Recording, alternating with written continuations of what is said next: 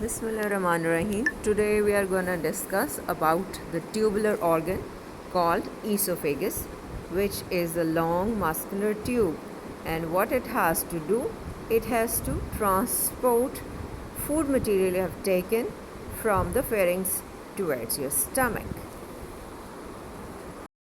In this very diagram, for your anatomical knowledge, you would be seeing the pharynx and the food is coming through it.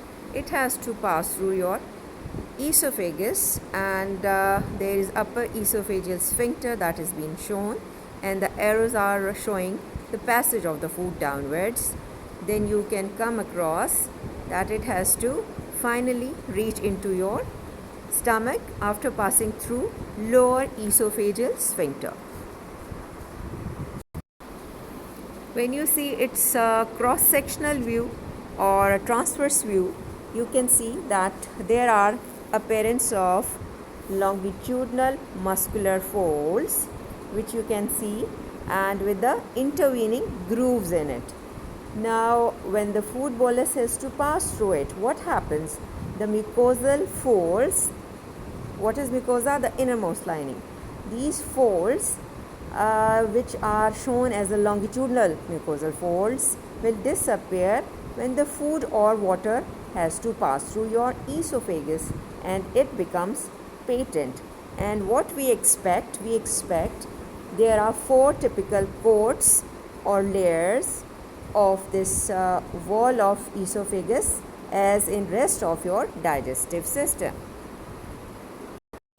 This very coat is again shown here, and you can visualize these are the muscular folds on longitudinal section, and when the food bolus has to pass through the lumen, what happens? These foldings, they become patent, and the longitudinal muscular folding along with its groove pattern will be now showing later on. During the passage of food, they become patent.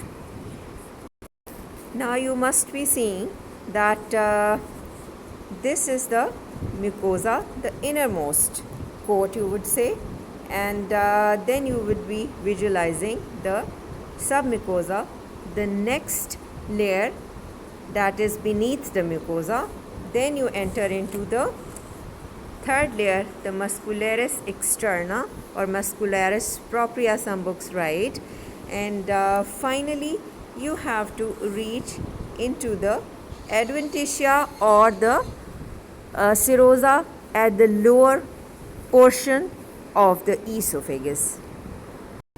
In this diagram, you can see that the esophagus will be showing its upper part, which is labeled as cervical esophagus, and upper thoracic esophagus. Then you can see the middle thoracic esophagus, and then you can visualize the lower thoracic esophagus. Another important aspect of the esophagus regarding its distance from your incisor teeth. This is important for the medical specialists or surgeons when they have to do the gastroscopy. You can see that there is first constriction in the esophagus at the level of this pharyngoesophageal junction, that is 6 inches from your incisor teeth. The next, almost at 9 inches, you can visualize near the aortic arch. Then you can visualize that near the left principal bronchus junction, 11 inches from the incisor teeth, and finally 15 inches when it has to pass through the right crux of your diaphragm. The schematic representation, and here the innermost, the mucosa is being shown. The mucosa innermost lining is epithelium, which is stratified squamous, non-keratinized, and you can visualize that next to it the area is lamina propria. This is loose fine connective tissue layer having so many cells, ground substance, and collagen and elastic fibers, and the lymphatic nodule you can see.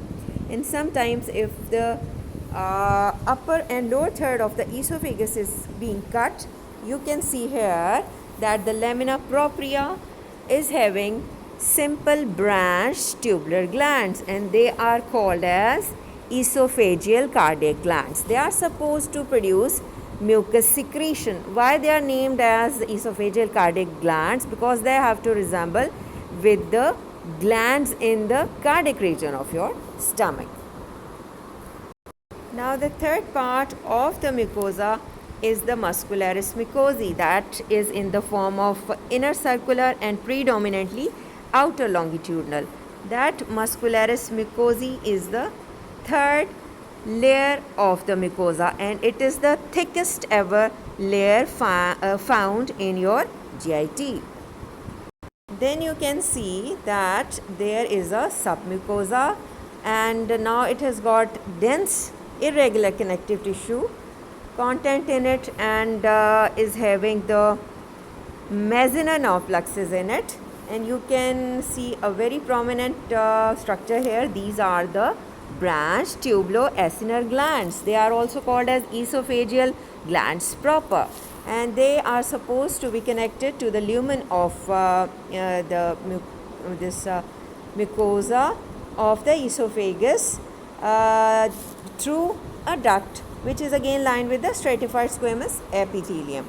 Then you can see well laden adipose tissues over there, then other blood vessels you can visualize, and then in the third layer, which is the muscularis externa, the inner circular and the outer longitudinal.